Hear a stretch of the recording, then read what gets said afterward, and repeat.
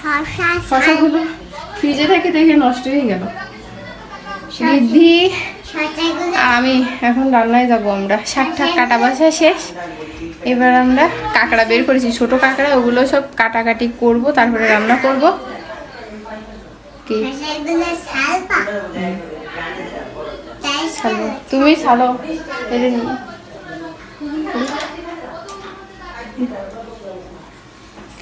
ও শশা ছালুক আর আমি এদিকে রান্নার মানে সব কিছু গুছিয়ে নিই, তাড়াতাড়ি রান্না হয়ে যাবে। রান্নার জিনিসপত্র গুছাতে এসে সব থেকে সময় লাগে বেশি, রান্না করতে কিন্তু বেশি সময় লাগে না।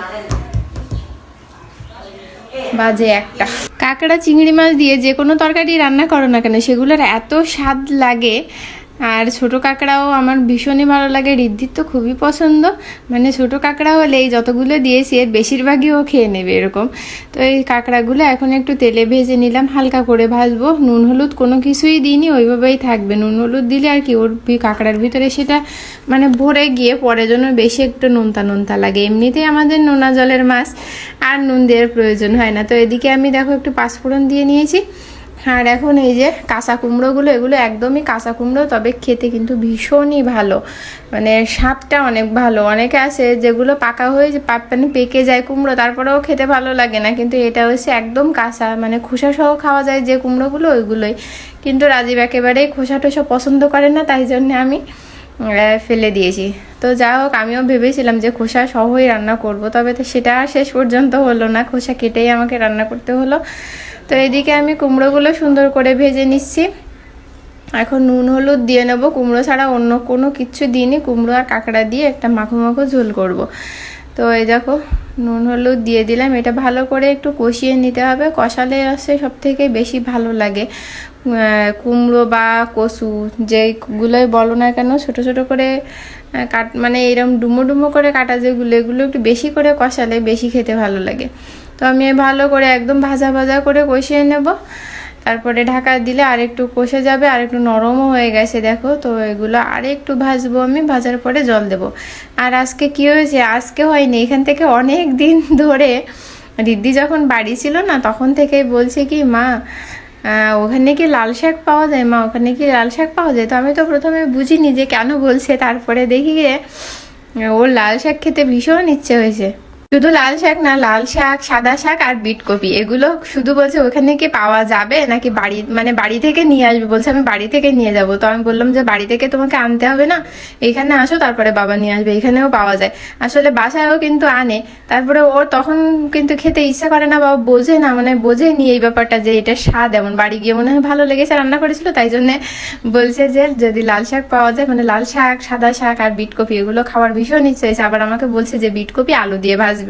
তবে বিট কপি বাসায় আগে থেকেই অনেকটা মানে নিয়ে এসেছিল, সেগুলো পরে ভেজে দেবো। আজকে লাল শাক আর সাদা শাক একসাথে ভাজবো।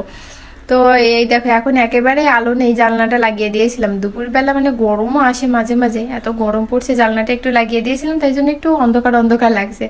তো আমি এটা বুঝতে পারিনি, পরে দেখি যে একটু বেশি অন্ধকার হয়ে যাচ্ছে, একটু খুলে দিই, তাই খুলে দিয়েছিলাম। তো যাই হোক, এই দেখো এখন এপাশে দেবো শাক ভাজিটা তুলে দেবো।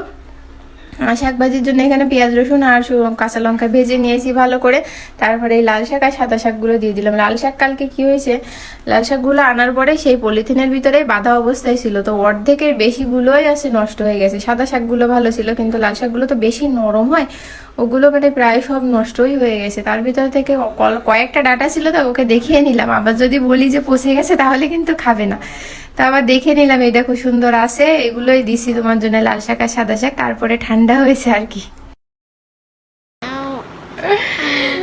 ও আবার আমার কয় তুই মারা শিখলি কবে, হ্যাঁ আবার চিমটি দিচ্ছে আবার, এই মারা শিখলি কবে।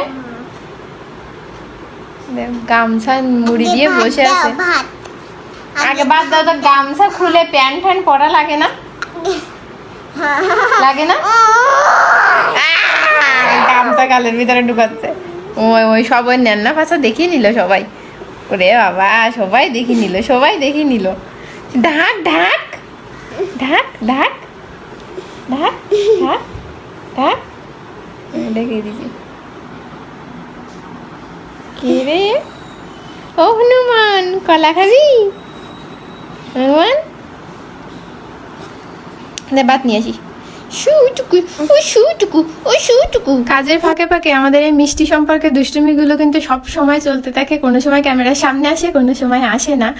তো এই যা আমাদের জীবন এভাবেই চলছে, সুখে দুঃখে আনন্দে, আর আমরা খুব ভালো আছি এটা নিয়েই। তো তোমরাও খুব খুব ভালো থেকো, আর এই যে আমরা দুপুরবেলা খাওয়া দাওয়া করছি, আর তোমরা ভালো থেকো, সুস্থ থেকো, সাবধানে থেকো, টাটা।